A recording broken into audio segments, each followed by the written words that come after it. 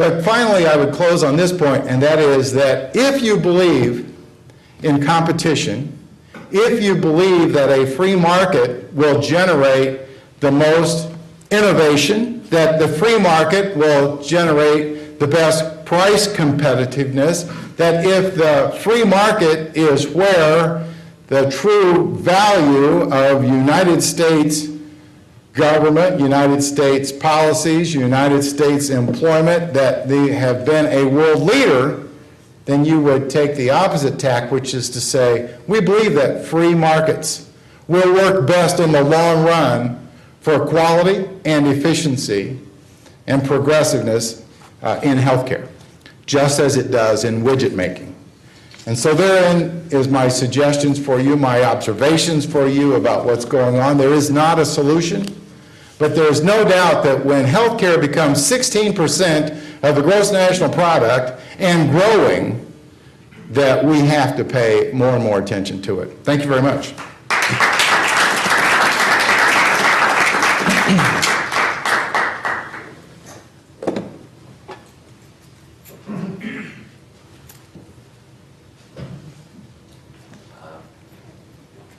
I guess we're going to do some Q&A here. So, this would be, I really appreciate your comments and stated the arguments very well, I think, for the position that you're taking. And one thing I think maybe clear for me, I have always wondered why in the world, especially the Chamber of Commerce, but employers in general, would be arguing against public-funded health care.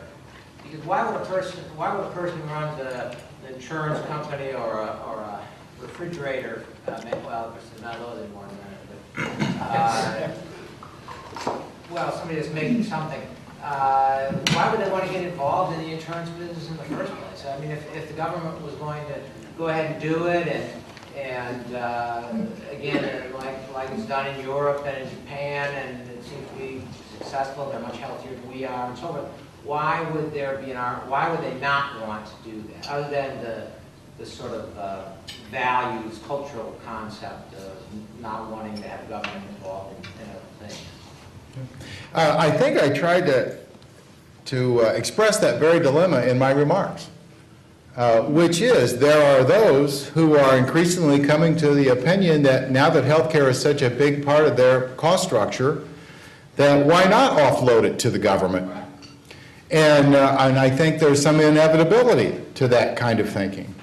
But there's also, I think, in this nation, a true distrust that our government can't do anything well. In fact, this argument was made to me just the other day. It said, you know, if you like Katrina and the way the federal government dealt with Katrina, or you like the way the federal government's dealing with the war in Iraq, well, of course you would love to have the federal government take over all health care in our country.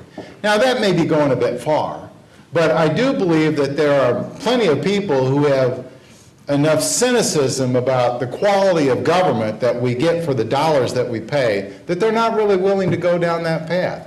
That I'm not willing to pay for that kind of health care. Or the other side, which is, I happen to like the health care that I've got today. I happen to like the fact that I've got some control over it, that I can shop for it, or I can pick and choose about what's available to me and my employees. So, like I said, the jury is out on this, and there's not a single answer. Do you think it's moving more in the direction of, forget about it, let somebody else take care of it? I do. I think it's moving more in the direction of government-funded health care, in large part because what happens is that when the media and the politicians begin to get a hold of something like this, and it becomes much more of a populist appeal, which is where we're engaged, I think that over time, the government, the politicians will dictate over the private sector. So right now, I do believe that that trend is going towards government funded. And the downside of that is, again, back to this issue about, is it efficient, is it cost efficient for us to allow the government to do that? And I think that there's a pretty strong school of thinking that says it's not. And I'm not willing to pay billions of dollars for government-funded health care.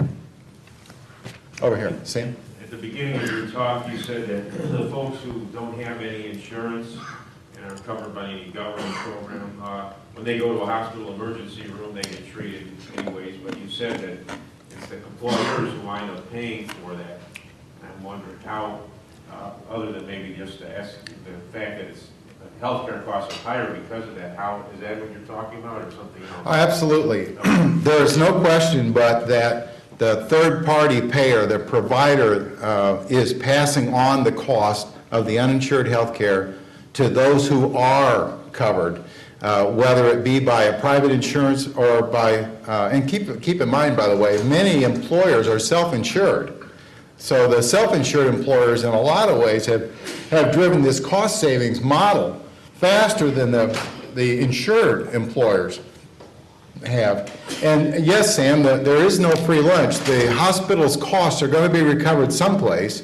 And so if you have an uninsured population, and the other one, and this is a real pet peeve of mine, when the government fails to satisfy the true cost of providing health care in their Medicaid payment structure, that cost gap is being passed on to the third party. So I would argue to you that the private sector employer is paying far more for the cost of providing health care for their employees than they rightly should be paying, and because of that cost shifting that goes on.